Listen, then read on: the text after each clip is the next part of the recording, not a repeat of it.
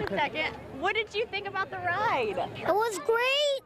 And apparently, I've never been on live television before, but apparently sometimes I don't watch the news because I'm a kid, and apparently Grandpa just gives me the remote after we watch the Powerball. Apparently people like that video a lot. That video is currently viral. It's been featured on almost every news channel, on almost every late night talk show and everything, because that apparently kid, by accident, became a viral sensation. We're going to be talking about memes and virals today. And memes and virals are on the same wavelength, but they're not the same thing. So first we're going to talk about memes, and then we're going to talk about viral videos, and that's going to lead to your homework assignment, which I think is going to be pretty fun. But the first thing I want to make sure is that you understand the difference between memes and virals and see that they are almost the same, but not the same at all. And so right now you're probably reading What Defines a Meme by James Glick, and that is a chapter in his book, a very big book called The Information. And the information is about information in general and how we receive it. Memetics are something that's been with us since the beginning of time. As soon as we've had ideas, we've had the idea to have memes. And that means from the first time somebody did something silly in caveman days, 25,000, 200,000 years ago, things have been funny, and it's been almost as if something is like an inside joke. And that's been memetics, and it's been this forever. Just because the term is recently coined doesn't mean it's new. A term that you probably may not have heard yet, but something that you should be very well aware of, is the term semiotics, which is the understanding of signs and how it relates to us culturally. If you were to see a drawing of a tree and also see the word tree, T-R-E-E, you would, in your mind, assume they were the same thing, because your mind has created the image of a tree and the knowledge that a tree is something that's there, but also the knowledge that in English, T-R-E-E is a tree. And so that's how something works inside your brain. What you should realize is, when you really break it down, neither of them are a tree, the drawing nor the word. The drawing is just simply ink or chalk or paint, whereas the word are just simply symbols, 4 symbols next to each other. Our cultural significance defines them as a tree, but they're not actually a tree. A tree is the only thing that we could actually see as the object, and you have to physically touch it in space. That's the power of your mind. Your mind has the ability to create connections between symbology and reality. And so taking that to the next level, we understand that memes are part of that. Now, when you hear the term meme, you probably think these.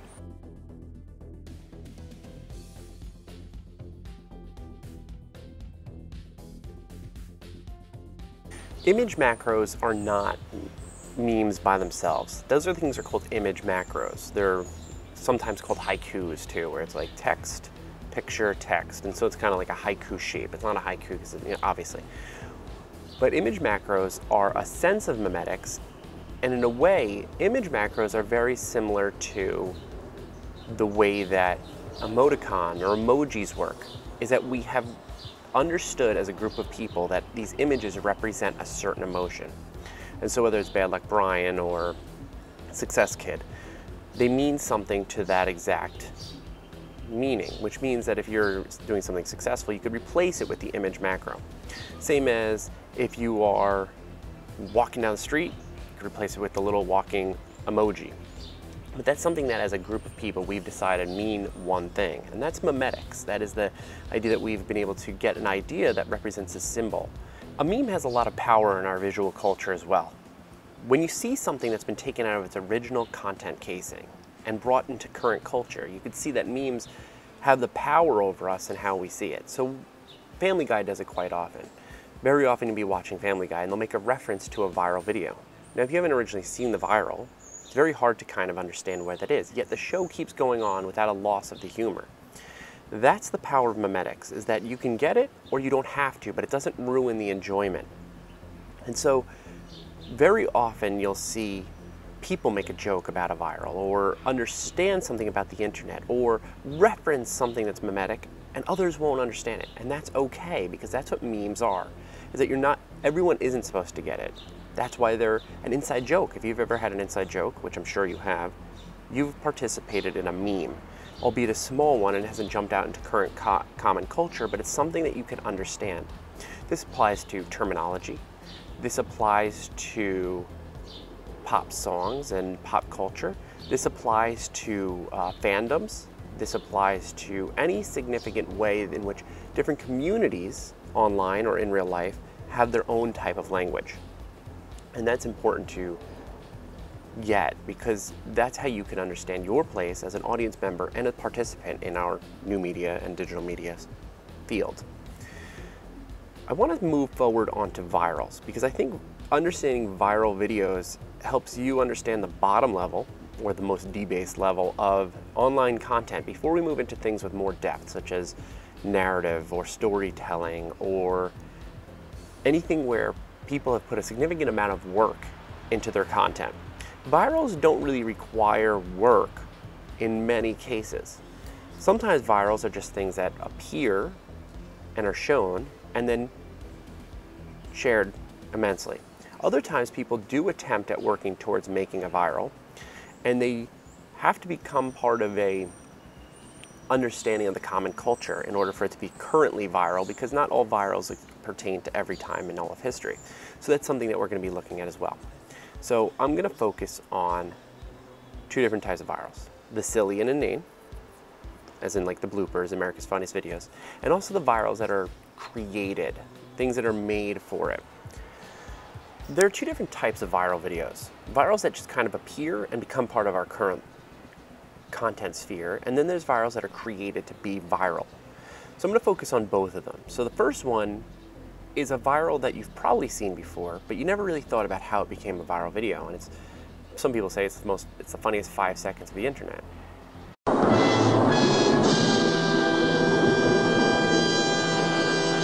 Now, have you ever wondered where this video comes from and how it became viral?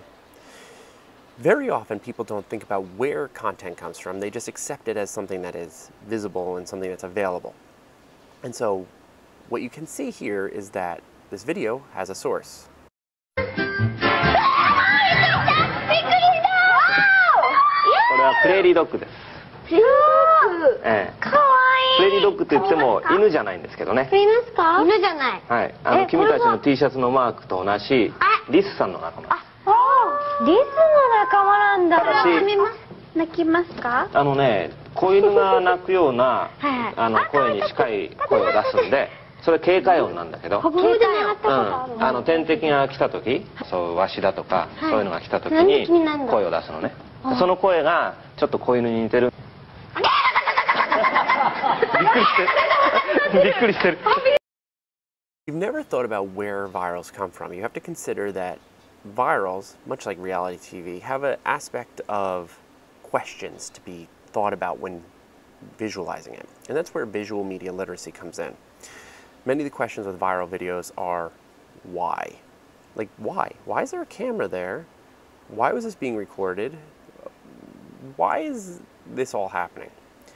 And I think one of the ones that you could really understand that a question of why is Scarlett Takes a Tumble.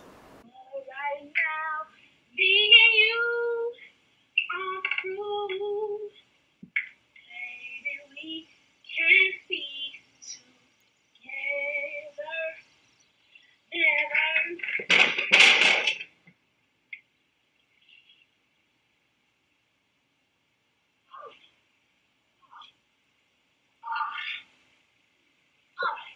That video begs the question of why? Why is there a camera there? And you know who uploaded it?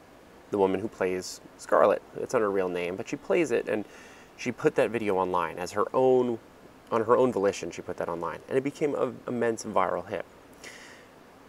Some of you may find that funny, some of you might find that violent, but why we like it and why we share it is very much something that is ours. We don't really have a way of explaining why we like virals or what we like about them, but we have to understand that we do like them and we do want to share them with other people. First things first, virals that are just out of nowhere, like this for example.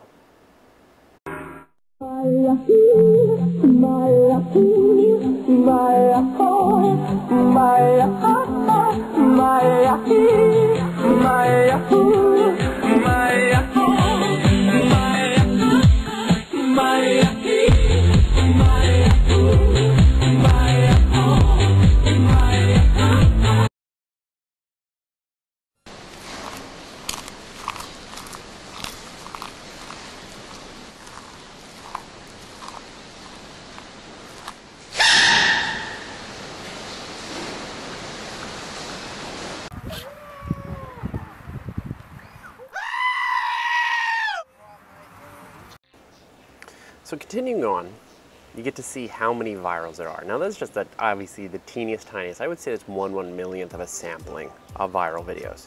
So you can see there's so many. And of course, many of them make you ask, why is there a camera? What is this? There's actually a phenomenal article about the Numa Numa kid, called The American Room, which look down in the comments and there's a link for it. It's called The American Room, and it's amazing to think about the fact that a lot of backgrounds, not including mine, are in a room, just a basic room. We don't realize what will go viral and what won't. And so in the case of the screaming goat that you see in there, that leads to the thought process of remix culture, which is something that is part of the viral system itself, which is now transitioning onto thinking about how virals themselves become part of our common internet understanding. So you can have a viral video that means nothing, like a goat that just screams. But then you could take it and decide that it fits really well into a music video. And so, to be honest with you, and I'm sorry if any of you are Taylor Swift fans, but I like the version with the goat better. I think that's a better version of the song, and I think it's funnier. But that's the idea of thinking about how we use common culture, visual culture, and attach it to each other. Now that could go one step farther. How do videos become viral? What is it? How are things shareable? How are things brought into our common understanding? Why would it be something that goes from a blooper, in a sense, to something that becomes parodied on Family Guy? And that's something that's a little more complex. There's a science to that, and that's being thought about on a very continual basis. I think people are always asking, well, how do we make things go viral? And I'm gonna tell you this right now. If anybody ever says to you, we need to make a viral video, tell them no. There's no way to understand how you're going to make something viral. Viral happens by connection to us, to our personal selves. And remember when I told you when you're making a vlog, you only make it for one person, yourself. That's your audience. If you make it for you, you can understand that somebody out there might want to watch it. But in the meantime, we have to understand how things are shared. So one of the things that's important to think about in shareability is the recipe of virals. And there's like 5 things. So they are babies, puppies, UFOs, sexual content, and emotional impact. And those 5 things can get shared, and that's about making it shareable too, making sure it's short and understand that it can be shared to somebody else. And if you break them down, you can see that most of the virals, like Charlie Bit My Finger, Charlie Bit My Finger has 750 million views. That's double the US population and then some. That's how many people have seen that video. That's a phenomenal amount. In all, when you think about how we consume video, you have to understand that we consume it in vast amounts. Now, you took a quiz that showed how much video is uploaded to YouTube, and that's right now, I think it's recently put at over 100 hours are uploaded per minute. That's, any of those can become viral. Now, what that also you have to take into account is how much video is consumed, brought down, watched. And this number is going to be staggering. Per month, 340,000 years of video are watched per month. 340,000 years. Now, how does that math make sense? How are we consuming 340,000 years? Well, I'll give you an example. Gangnam Style, which I can't use the video because it's copyrighted, but you've seen the video. Gangnam Style has been watched over 1 billion times, and at 1 billion, it means it's been watched 20,000 years worth of video. 20,000 years have been spent of human time on Gangnam Style. That might seem depressing or weird to you, but that's amazing that we consume that much video. So now thinking about that trending, the idea of remix and trends and understanding it, leads you to understand that virals can be have a very quick rise and a very sharp fall, and something that we don't have, which is called the long tail, which is something I'll explain in a little bit. And long tail is the opposite of viral. Long tail is the sustaining number of fans over the long period, whereas viral is something that is a very quick pop culture thing and understands it's got a very short lifespan. Now lastly, how do you make a viral? How do you make it so it's part of our common culture? How do you make something that people will want to watch? And so if we go back to a really quick short story about the band OK Go, we can kind of see how virals work. OK Go, after the video in 2003 called Get Over It, all the links are here because I can't show them, they're copyrighted. They were able to get a pretty big budget for the video, and I think it was like 400 grand, which is pretty low, but it's pretty good. But that was in the end of like the very big music video era. In 2005, when they came out with their album Oh No, they were given $400,000 total for everything, for their entire budget. So they didn't know how to get their money to get things out there. So they thought of a simple way of figuring it out. They recorded themselves dancing to a music track called their song A Million Ways, and the video cost $15. When they put it online, they put it on YouTube, a very early era YouTube, 2006, and EMI was pissed. They were like, you can't put your video on there, you'll be sunk. You can't share your music videos on the internet. That's where cat videos are and cat skateboarding are and skateboarding fails are. You can't put it on there because it will demean you as a band. So they took it down. Then the band decided not to listen and created their next video, which is one that you've probably all seen, which is the treadmill video. In the video, here it goes again. You can see the band has tried an experiment in the same style of the web. One camera, a lot of action in the center. That's primary action. And what they've done is they've created a very highly shareable video. Now, not being allowed to post it on YouTube, they post it on a site called stupid.com, one of the 17,000 YouTubes before YouTube, and there were tons of YouTubes before YouTube. It means places where videos were put. And they were getting so many views that they were getting about 250,000 per day, which is how much they had for album sales in total. And so then they put it on YouTube because they didn't listen, and it got even more shares. And what do you think EMI did? EMI took credit for it and said, this is the best campaign we've ever waged. As time has gone forward, OK Go has continued their trend of making videos for internet-based audience. They're not worrying too much about the home audience or the TV viewing audience. They're worried more about how people will receive their videos and how people will go to their concerts. That's where their income comes from. They went independent, and now they figured out that videos are their way of getting people to fill their seats. That's a sense of how virals, it's a thinking process of figuring out how the audience watches media. And from understanding how the audience watches media, we can understand that the quirkiest, weirdest things really attach to us in a soul level, somewhere deep inside of us. It's funny to us, but it's not funny to other people. Some of the virals you laughed at, you're not even sure why you laughed at them. If you ask yourself, why is it funny?